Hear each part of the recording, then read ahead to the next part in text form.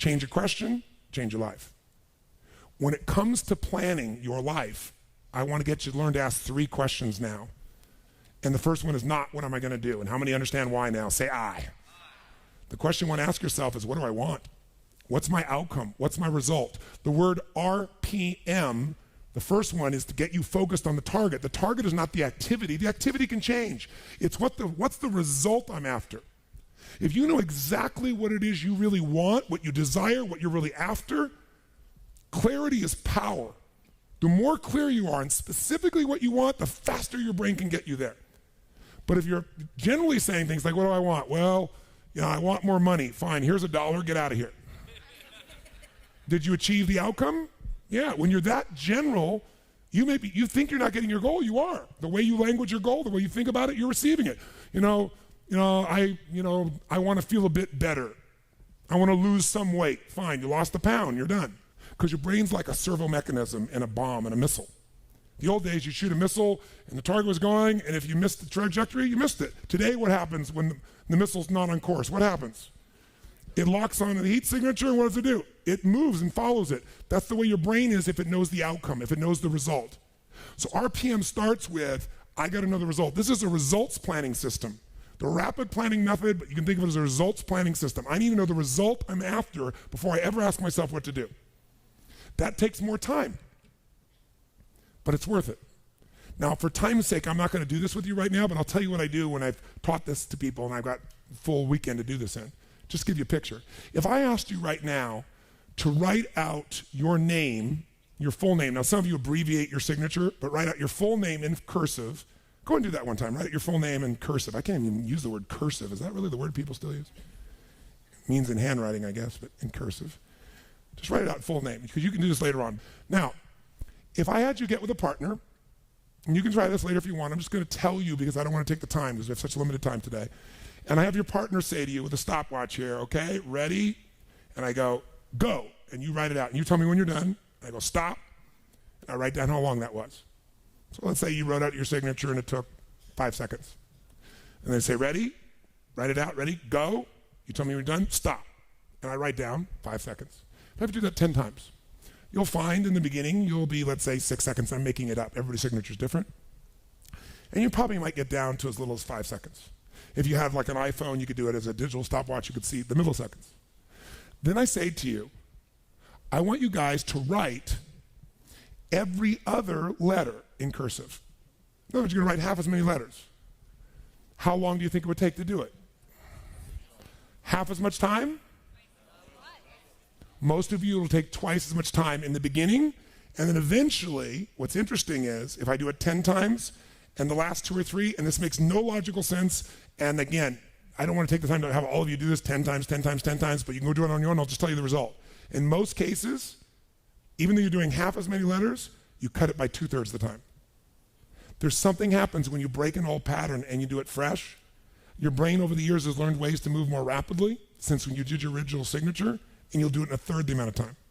It'll take twice as much at first, and then it'll cost you 1/3 amount of time. Now let me tell you why I'm telling you this. The system I'm calling the rapid planning method, by the time I show it to you, you're gonna go, this takes more time than just making my to-do list. It will win. When will it take more time? When? Initially. But once you get it in your nervous system, it'll take you less time because your brain will be thinking in outcomes and not activities.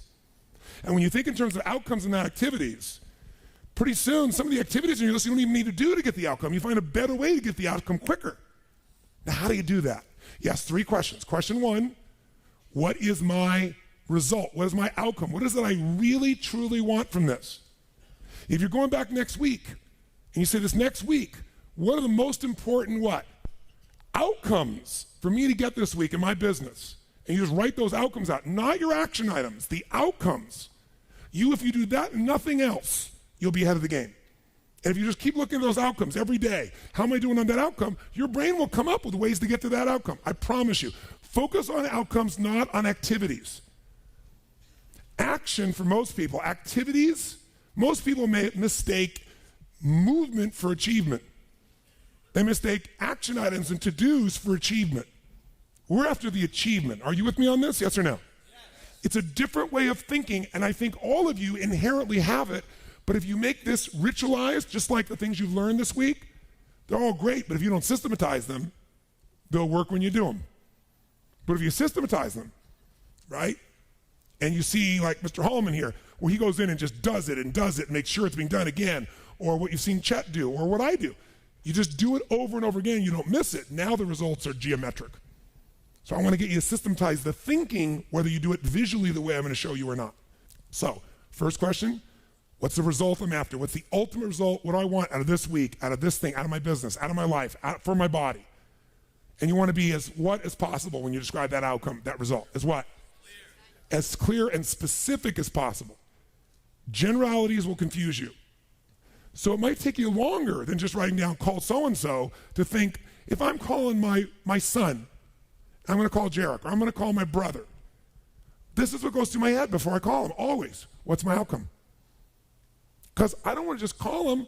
I want Jarek to feel loved by his dad. Or I'm thinking about what's my outcome. I've got to talk to him about this thing that's out there. I've got to make sure I get through to him on this because I want to guide him and move him in this direction. That's what I want to be as his father. I don't want to just chit-chat. I can do that too. So if you think before every phone call, before every time you're planning your day, and you think before you have any meeting, what do you think the first thing I ask of anyone when we sit down in a meeting is? Okay, what are your outcomes? What are the outcomes for this meeting? First thing I want to know, because if I know the outcomes, guess what? A lot of meetings, they're done pretty quick. Because if I know the outcome, you don't have to go through all the activities to sell me on it. Just, that's your outcome? How do you want to do it? Sounds good to me? Rock. That's how you make a meeting productive. I know a meeting's productive not by the hours or time. Sometimes it takes longer to the outcome than you want, but I'm going to get the outcome. That's, by the way, what you see with me on stage. That's why my times vary. But it's based on an outcome. I'm going to get that outcome. I don't give a damn whether it's the right time or not. I want to do it in that time, but I must deliver the outcome. How many get that? And by the way, how many like to have your company focused on outcomes, results, and not activities? Say I. People say all the time, well, did you get that done? Well, I left them an email. I left them a voicemail. I've sent them 3 emails. How many times have you heard that? When that happens with me, I'm like, but I don't show it. I just like, really? Wow, that's fascinating. We'll explain about our culture. It's about getting the result. So I can help you if you can't figure another way to do it, but there may be 12 other things we might want to do. Maybe they don't have the answer. Maybe somebody else can give us the answer. The outcome was to get this information, not to leave an email or 12 or 3 voicemails. That will not do any of us any good. How many follow? Now, whether you get the outcome or not, whether you get that result, will be based first, do you have clarity?